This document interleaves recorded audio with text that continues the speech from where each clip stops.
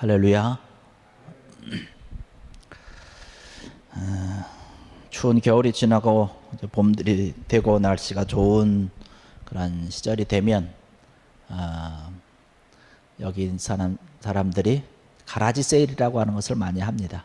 우리 집사님들도 얼마 전에 가라지 세일을 하고 그랬지만, 이렇게 가라지 세일을 다니다가 보면 우리가 볼 때는 야, 이런 것까지 이렇게 팔아야 되나 파나라고 싶은 정도의 물건들도 막 이렇게 나와 있는 것들을 봅니다. 옛날에는 물자가 귀해서 뭘 하나 사면 고장이 나고 부서지면 고쳐 쓰고 뭐 이렇게 해서 다 좀 해서 쓰면서 더 이상 못 쓸 때까지 이렇게 썼던 그런 것들을 기억을 해봅니다.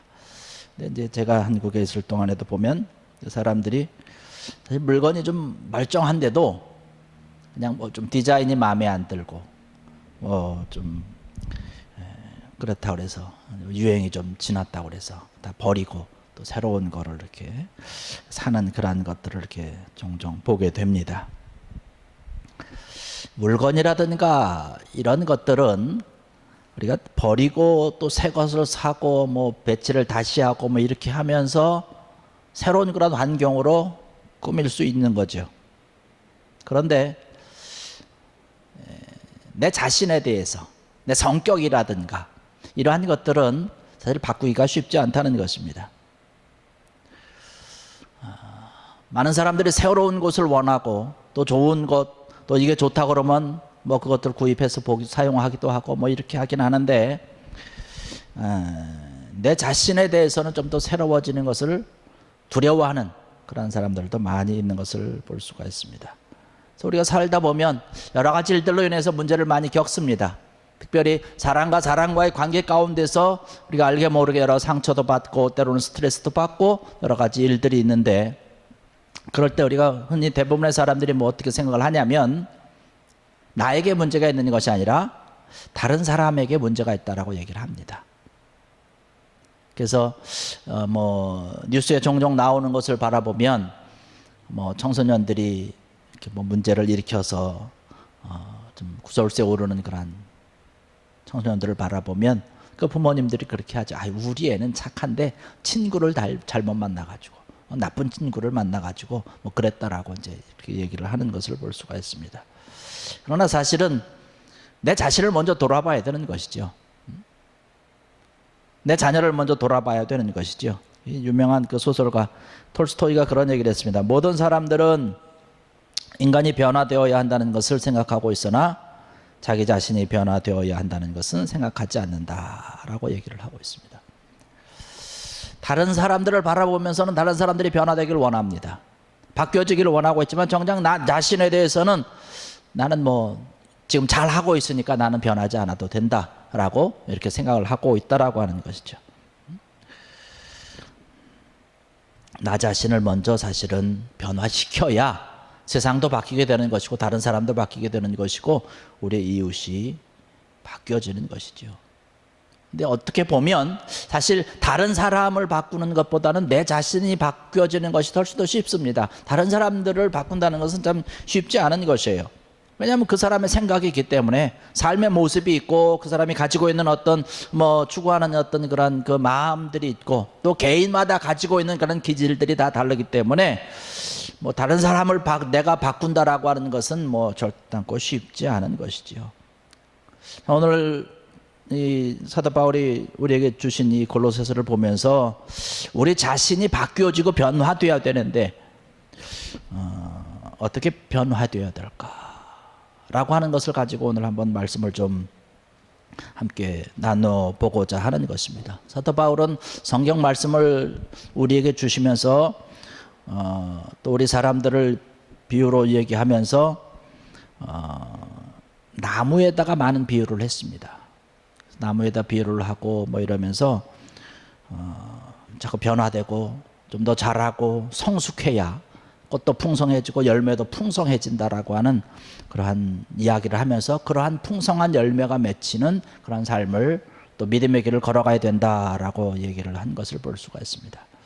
그러면서 오늘도 말씀 보니까 그런 말씀을 하고 있습니다. 그러므로 너희가 그리스도 예수를 주로 받았으니 그 안에서 행하되 그 안에 뿌리를 박으며 세움을 받아 교훈을 받은 대로 믿음에 굳게 서서 감사함을 넘치게 하라. 그 안에 뿌리를 박으라 라고 얘기를 하고 있어요. 그는 우리의 신앙생활이 바뀌어지고 변화되어야 되는데 말씀 속에 뿌리를 깊이 내리는 것, 사도 바울이 우리에게 원하고 있는 것이죠.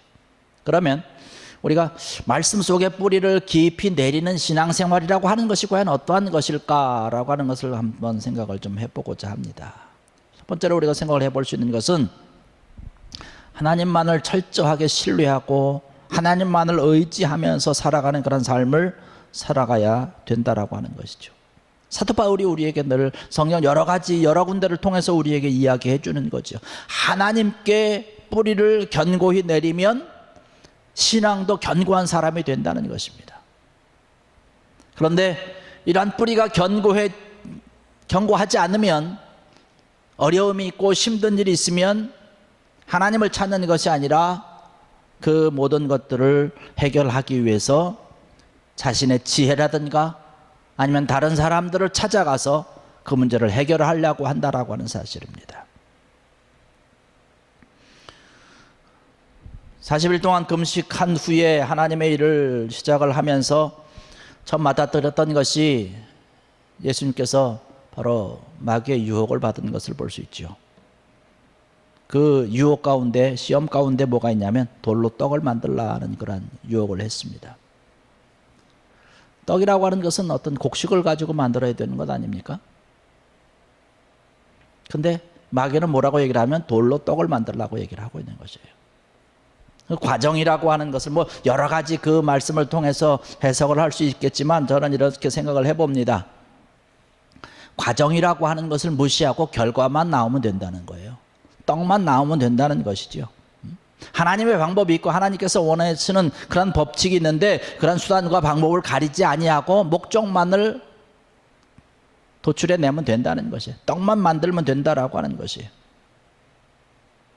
오늘날 많은 사람들이, 세상 사람들이 이러한 유혹을 이겨내지 못하고 있습니다. 돌로 떡을 만들려고 하는 것이에요. 오늘날 많은 사람들이 행하고 있지 않습니까? 결과만 좋으면 된다는 거예요. 과정이 어땠든 어떤 만들어야 되는 그런 법칙이 어떻든 결과만 떡만 되면 된다라고 하는 것이에요. 그런데 그런 과정이 무시되고 나면 나중에 더 큰 문제가 발생하는 것. 우리가 너무나 많이 신문지상을 통해서 뉴스를 통해서 되어지는 그런 현상들을 통해서 나타나고 있지 않습니까? 예수님께서는 그 마귀의 유혹을 하나님의 말씀으로 물리치는 것을 바라볼 수 있습니다.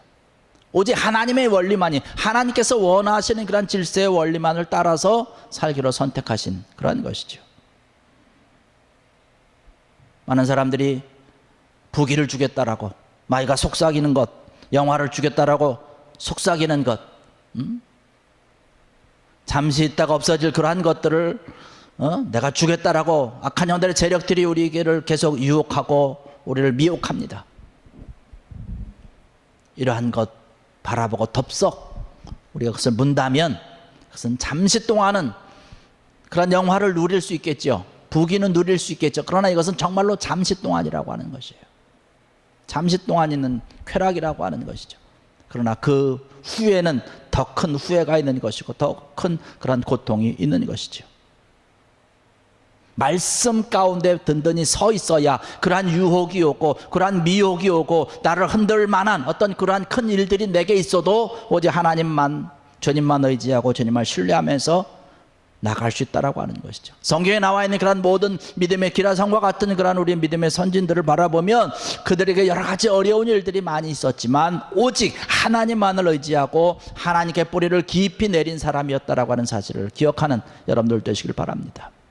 예레미야서 17장 7절의 말씀 보면 예레미야가 아주 선포하면서 말씀하고 있는 것이 있어요. 뭐냐면 여호와를 의지하고 의뢰하는 자들은 복이 있다라고 말씀을 하고 있어요.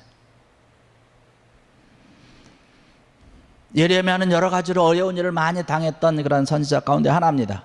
그러나 그런 일이 있을 때마다 혈육을 찾든지 아니면 사람을 찾든지 어떤 권세 있는 그런 사람을 의지하지 아니하고 오직 하나님만을 의지했던 것을 바라볼 수 있어요. 그렇기 때문에 그가 결국에 가서는 승리하는, 하나님 앞에 영광 돌리는 그런 삶을 살았던 것을 볼 수 있습니다.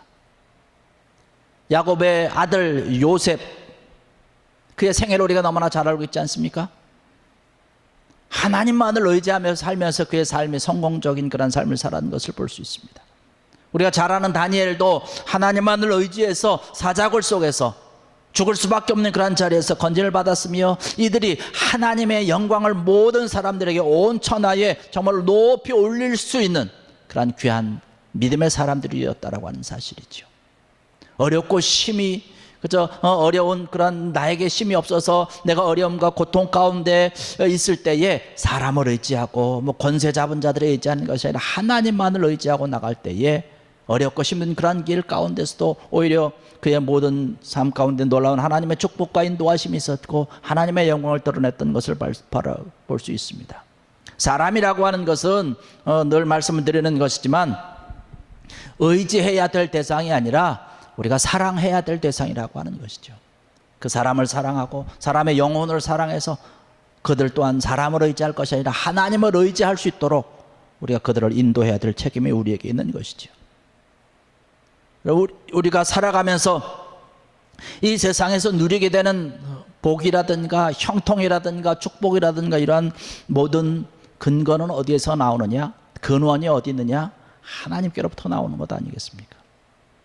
그러니까 우리가 형통하기 위해서는,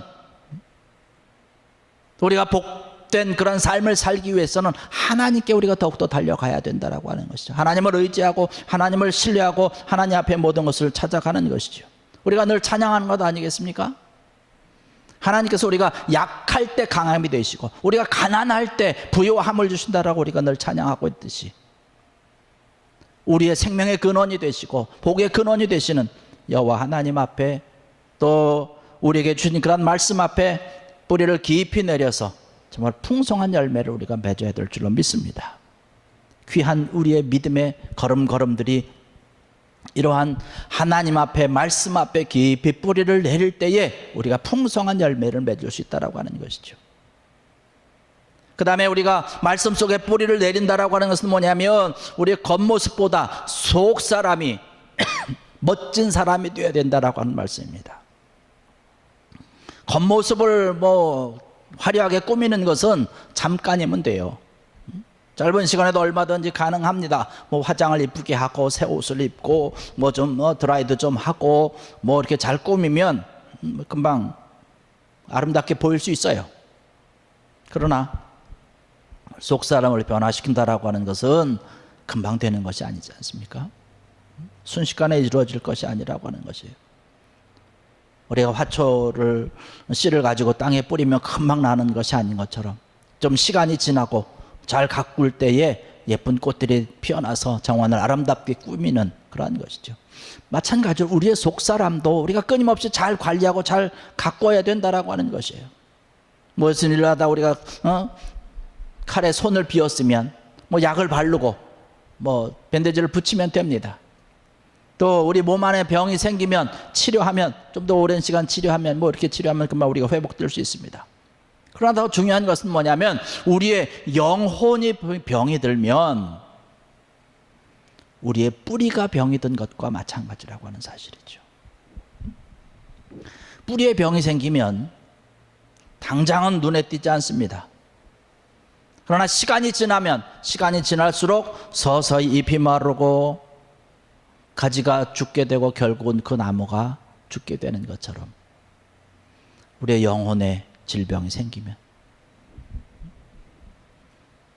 우리의 뿌리가, 우리의 근원이 질병이 생기는 것이죠. 이것만큼 무서운 병이 없다라고 하는 것이에요. 요즘 많은 사람들이 건강에 대해서 얼마나 관심을 가지고 있는지 몰라요. 그래서 먹는 것, 운동하는 것, 뭐 여러 가지로 하여튼 건강 관리에 대해서 열심을 내고 있는데 정작 영혼의 건강을 위해서는 별로 신경을 쓰지 않는다라고 하는 것이에요. 나의 외적인 그러한 건강보다 내 내적인 건강, 외적인 아름다움보다 내적인 아름다움을 우리가 더 추구해야 될 것이고 더 중요하고 소중하게 생각해야 될 줄로 믿습니다. 잠언 4장 23절의 말씀 보니까 그런 얘기를 하고 있습니다. 다른 어떠한 것보다 마음을 잘 지키라고 얘기를 하고 있어요. 왜냐하면 생명의 근원이 마음이기 때문에 그런 것입니다. 생명의 근원되는 이 마음이 흔들리게 되면 모든 것이 다 흔들리게 되는 것이에요. 그래서 마음을 하나님 말씀 가운데 잘 뿌리를 내리고 든든히 서야 되는 것이에요. 그래서 우리의 속사람, 우리의 영혼, 이러한 것입니다.